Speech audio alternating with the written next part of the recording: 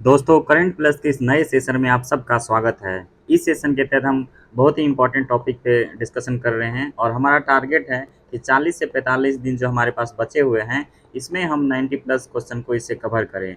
ये हमारे प्रीलिम्स के दृष्टिकोण से काफ़ी महत्वपूर्ण सेशन है और ये लगातार सब दिन आएगा और इसमें जो भी टॉपिक को डिस्कस किए जाएंगे, चाहे वो करंट अफेयर्स रिलेटेड हो या जो भी स्टैटिक हो, दोनों को हम डिस्कशन करेंगे। साथ ही साथ जो महत्वपूर्ण एमसीक्यू होंगे उसको भी डिस्कशन करेंगे। ये भी सीखने और समझने की कोशिश करेंगे कि जो हमारा एलिमिनेशन टेक्निक है उसके माध्यम से हम जो भी प्रश्न हमें नहीं आते, उसके एक या दो ऑप्शंस हमें मिलते हैं, उसको भी एलिमिनेट करके कैसे सॉल्व किया जा सके। तो इन सभी बिंदुओं को लेकर ये पहल शुरू किया गया है। आई होप कि आप लोग के लिए काफ़ी हेल्पफुल होगा और आपके प्रीलिम्स में काफ़ी मदद करेगा। दोस्तों, अगर आप लोग नए हैं इस चैनल पे तो सब्सक्राइब कर लीजिए। आने वाले समय में बीपीएससी के प्रिपरेशन से संबंधित सभी तरह की चीज़ों को समय समय पर डिस्कस किया जाएगा। 71 के लिए हम कंप्लीट प्रिपरेशन कर भी करवाएंगे। जो पहला हमारा है ऑपरेशन चक्र 3 है। क्या है ये ऑपरेशन चक्र 3? ये साइबर अपराध और वर्चुअल जो प्रॉपर्टी होते हैं उसको नुकसान जो पहुंचता है, उन पे जो अटैक वगैरह होते हैं उनको बचाने के लिए सीबीआई के द्वारा प्रारंभ किया गया है। ये याद रखिएगा, बहुत इंपॉर्टेंट है। इसमें बहुत सारे वैश्विक साझेदार भी है, जैसे यूएसए के एफबीआई हो गए, इंटरपोल हो गए, ये लोग भी मिलकर इस पे काम कर रहे हैं। 2022 में इसका पहला चरण शुरू किया गया था, 2023 में दूसरा चरण और अभी ये तीसरा चरण शुरू किया गया। वर्चुअल संपत्ति और साइबर अपराध से संबंधित है। बस यही प्रश्न होगा कि ऑपरेशन चक्र का संबंध किससे है। उसके बाद एक ट्रीटी हुआ है, ट्राइलेटरल एग्रीमेंट हुआ है नेपाल, बांग्लादेश और इंडिया के बीच। इसका संबंध किससे है? इसका संबंध इलेक्ट्रिसिटी से है। तीनों देश आपस में मिलकर इलेक्ट्रिसिटी को एक देश से दूसरे देश ट्रांसफ़र करने के लिए एक एग्रीमेंट किया है, जो नेपाल से लेकर बांग्लादेश को जाएगा इंडिया होते हुए। तो ये सारा चीज़ आपको याद रखना है, नेपाल टू बांग्लादेश जाएगा। बस यही अभी पूछ दिया जाएगा ऑप्शन, इसका संबंध किससे है। अगला हमारा है मधुमलाई टाइगर रिजर्व। काफ़ी इंपॉर्टेंट है ये, इनसे सबसे क्वेश्चन काफ़ी सारा बनेंगे। ये इसलिए इम्पोर्टेंट है कि हाल में एक सर्वे किया गया है यहाँ पे, जिसमें 33 नए जो रेप्टाइल है उसको देखा गया है और 36 न्यू एम्फीबियन स्पेसीज को इसमें देखा गया है। तो इसलिए ये इंपॉर्टेंट है। यहाँ पे कैब डांसिंग फ्रॉग देखा गया है और दूसरा इंद्रानेल नाइट फ्रॉग को खोजा गया है। ये जिन्होंने खोजा है उन्हीं के नाम पर ये रखा गया है, इसको आपको याद रखना है। आईयूसीएन के लिस्ट में देखेंगे तो दोनों क्रिटिकली इंडेंजर्ड है। लोकेशन की इसमें बात करें, जो मधुमलाई टाइगर रिजर्व है उसका विस्तार है कहाँ का? तमिलनाडु, कर्नाटका, केरला, ये याद रखना है। टाइगर एंड एशियन एलिफेंट इसके लिए यहाँ पे मुख्यतः पाए जाते हैं, इसके होम होते हैं। आप इसको मैप में देख सकते हैं, यहाँ पे ये है मधुमलाई टाइगर रिजर्व है और इसका ये विस्तार इधर से है। तो अगला है new Ramsar site in India के बारे में। अभी आप लोग को पता होगा कि टोटल 85 हो गया है और जो न्यू साइट बना है नंजारायन बर्ड सेंचुरी एक है, काजू वैली बर्ड सेंचुरी है और एक तवा रिजर्वर है। ये मध्य प्रदेश में है और ये दोनों तमिलनाडु में है, ये आपको याद रखना है। इसके साथ साथ ही बिहार में भी नागी और नकटी को रामसर साइट में शामिल किया गया है 81 और 82 ग्रुप में, आपको ये पता होगा। 20,000 से अधिक पक्षी है यहाँ पे और जो नकटी वाला है, और ये याद रखिए ये दोनों मैन मेड है। जो नदी वाला बांध है, नकटी बांध है और नागी बांध है, वहीं पे ये देखा गया है और ये कृत्रिम है। ये यहाँ पे जो है लाल शिखर वाले पोचार्ड है, यही है, ये जो हम देख रहे हैं यही है। और इसका आगमन कहाँ से होता है? Southern Europe and central Asia से, ये आप देख सकते हैं। उसी तरह ठीक ये नागी जो है, ये भी नागी नदी का बांध जो है उस पे ये है और बार हेडेड गूज है, ये यही यहाँ पे है। तो आपको इसे याद रखना है। नेक्स्ट है हिंद महासागर द्वीप समूह। हिंद महासागर में दोस्तों ये सारा द्वीप समूह जो आप देख रहे हैं काफ़ी इंपॉर्टेंट होता है। यहाँ के पॉपुलेशन, यहाँ का जो क्षेत्रफल है वो अब किस पे किसका शासन है, किसी पे यूके का है, किसी पे यूएसए का है, फ्रांस का, इस तरह से चीज़ें। तो अभी ये चर्चा में इसलिए बना हुआ है कि जो चागोस द्वीप समूह है उसको यूके ने मॉरिशस को सौंप दिया है। काफ़ी दिनों से विवाद का विषय बना हुआ था, जूम करके देख लीजिए आप इसको। तो जो भी ये मॉरिशस है, यहाँ पे चागोस आर्किपेलगो है, ये डियागो है, ये सब सारा है। तो इसको आपको फुल डिटेल्स में चेक करना है, ठीक है। अगला हमारा वॉन सम्मेलन है, बहुत ही इंपॉर्टेंट है, इसको आप ध्यान से देखिए और याद रखिए। कहाँ पे हुआ है? जर्मनी में हुआ है और ये यूएनएफसीसी का जो कॉप 29 है उसी के संदर्भ में जलवायु परिवर्तन सम्मेलन है। ये 2024 का अभी नवंबर में होगा, बाकू अजरबैजान में। आपको ये याद रखना है। मूल विषय क्या था इसका? जलवायु वित्त सामूहिक लक्ष्य है इसका।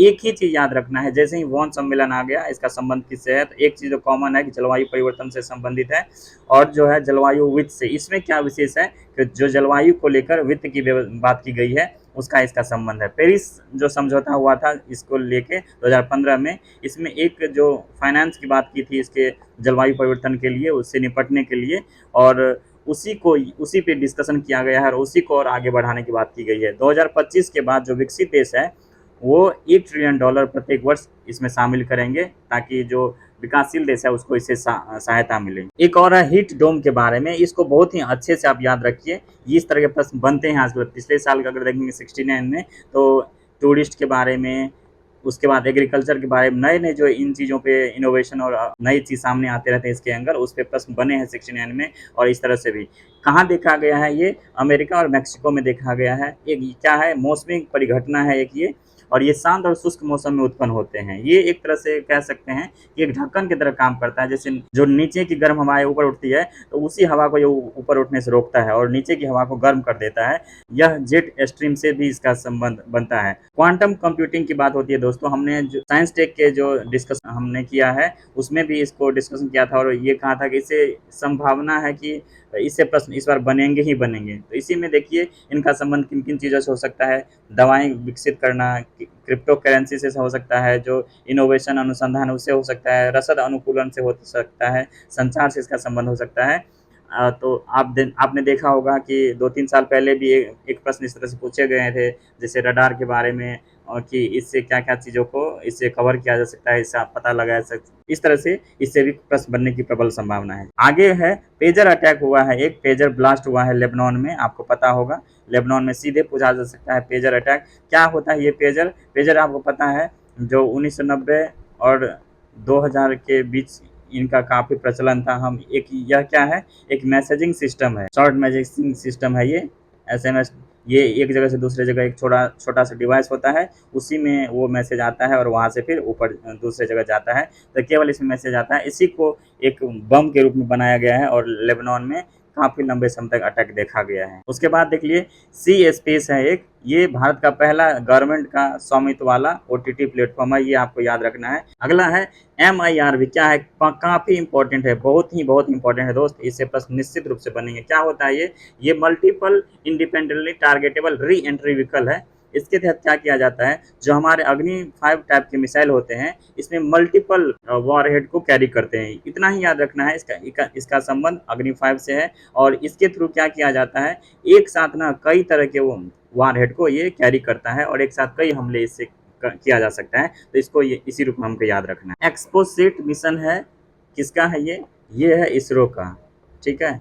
ये भारत का पहला समर्पित पोलरीमेट्री मिशन है। इसके तहत क्या किया जाएगा, इसके तहत ब्रह्मांड में जो एक्सरे किरण है उसे के ध्रुवीकरण का अध्ययन किया जाएगा और इसको जनवरी में लॉन्च किया गया, 24 में लॉन्च किया गया था इसको, आपको ये याद रखना है।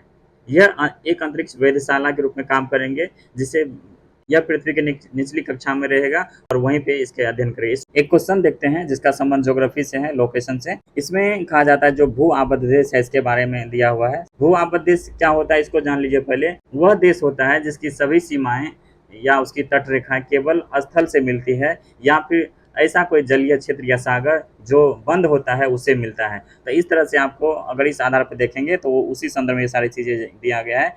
लगभग टोटल 44 देश है अभी, उसी के संदर्भ में है। तो देखते हैं इसमें जो पहला है जाम्बिया है, सर्बिया है, अजरबैजान है, उज्बेकिस्तान है, अंडोरा है, पराग्वे है। जैसे देख लीजिए ये इसमें 7 ऑप्शन दिए हुए हैं, जाम्बिया है, Serbia, Azerbaijan, Uzbekistan, Paraguay, Andorra और ऑस्ट्रिया है। तो ये सभी देखते हैं। तो जो हमने डेफिनेशन अभी बताया है आप में से बहुत लोगों को पता होगा, तो उसके आधार पर भी देखिए जो ऑस्ट्रिया है इसका जो बाउंड्री है सभी लैंड से ही मिलता है, इसके आसपास कोई जलीय क्षेत्र नहीं है। अगर हम एलिमिनेशन टेक्निक का उपयोग करें यहाँ पे, जो हमें सीखना है, आप लोगों में से बहुत लोग को पता भी होगा, तो अगर एक ऑप्शन को हम काट देते हैं यहाँ पे कि इसका नहीं है और साथ ही इसमें नहीं है, तो एक तरह से हम कह सकते हैं कि पहला जो ऑप्शन है हमारा कट गया। अब बचता है 3 ऑप्शन हमारे पास है।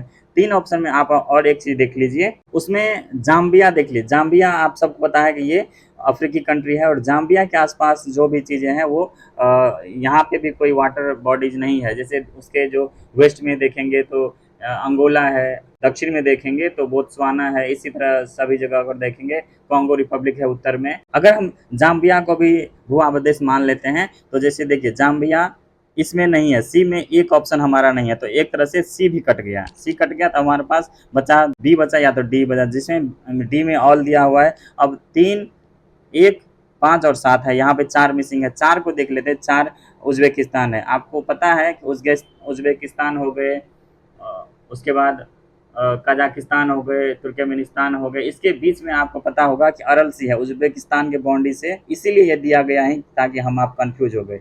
उज़्बेकिस्तान के आप उत्तरी साइड में देखेंगे तो यहाँ पे अरल सी है, ठीक है, अरल सी है, और अरल सी चार तरफ से बंद है, तो इसलिए ये इस तरह के परिभाषा में नहीं आता। तो इस तरह से ये भी गलत हो गया। तो अगर इस तरह से आप करेंगे तो इसका उत्तर हो गया डी हो गया, जिसमें सभी है, जो सभी देश हैं एक तरह से सभी भू आबद्ध देश हैं। तो इस तरह से दोस्त आप एलिमिनेशन टेक्निक का प्रयोग करके सोच के जो भी आपके पास इन्फॉर्मेशन है, जो भी छोटे छोटे इन्फॉर्मेशन है, सबका प्रयोग करना। ऐसा नहीं कि हमने बहुत सारा चीज़ नहीं पढ़ा है तो हम प्री क्लियर नहीं कर सकते। एक चीज़ बता दूँ कि जो भी हमारे पास इंपॉर्टेंट है, चाहे उसका कोई भी रोल क्यों ना हो, हमें लगता है कि ये इन्फॉर्मेशन कोई काम का नहीं है, सभी इन्फॉर्मेशन का उपयोग करना है हमें एलिमिनेशन के लिए।